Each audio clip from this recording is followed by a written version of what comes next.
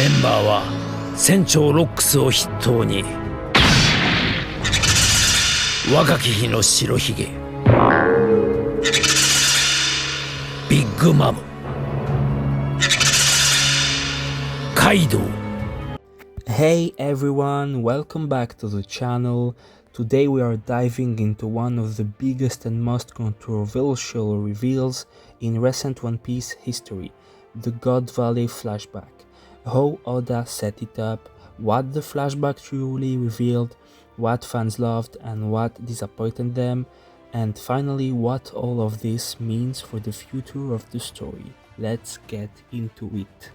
So Oda has been teasing this event since ever he introduced Rock the Xebec, the mysterious man feared even by Roger and Garp.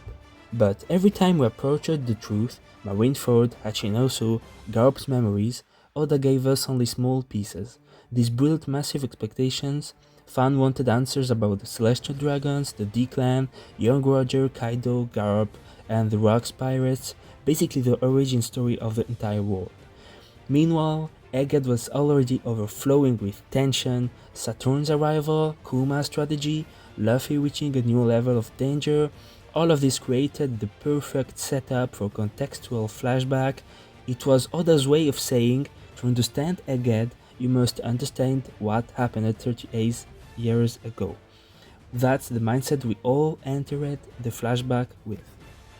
So the flashback begins with Prince Lucky trying to finally reveal to Luffy and Irodine, his brother, the truth about the former king of Elbaf's death. This is where we get Lucky's tragic backstory, the introduction of his admiration for Rock the Xebec, the former captain of the Rocks Pirates. From Lucky's perspective, Xebec isn't just a villain, he's almost a hero, the man who once challenged Imu directly at Marie-Joie's, kidnapped kings, killed even an admiral, all while not being officially a pirate. Oda also explored Rock's relationship with Harald, adding more weight to Elbaf's political history.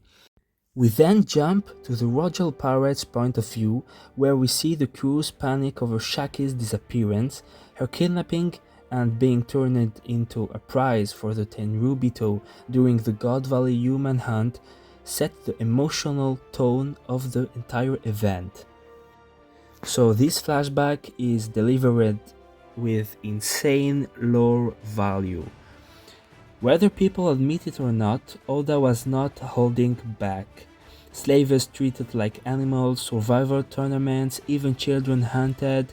It instantly explains why Kuma hates them, what God Valley is erased from story, and why the world government fears the truth.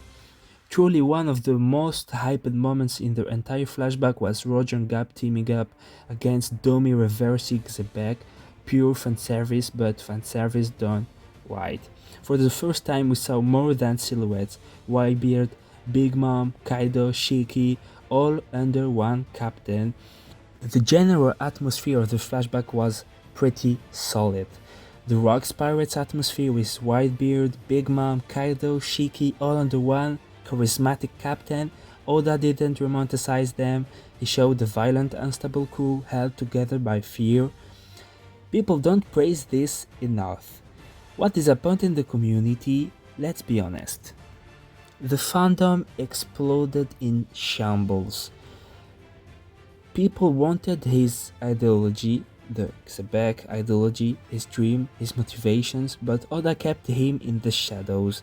Fans argued for weeks whether this was intentional or rushed. Many expected betrayals, fight, arguments.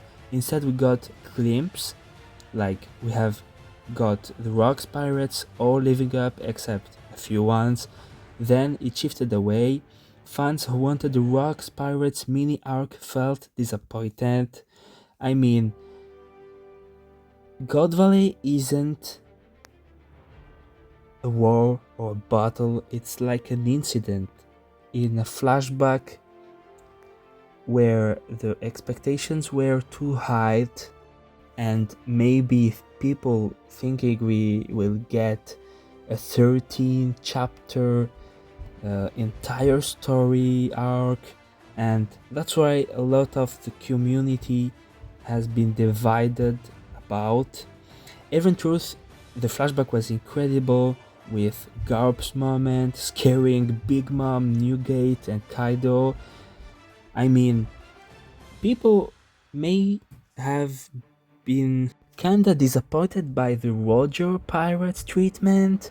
Like, we got Rayleigh slamming from the bug, Mine General Summers, and we got Rayleigh taking Shaki on his shoulders, all the flashback. Yeah, I mean, the entire community has been divided about that, but I think that the critics are legitimate, as besides of Roger, the Roger Pirates didn't have treatment up to the expectations. But what I think is that Oda was never trying to give us a full Rocks documentary.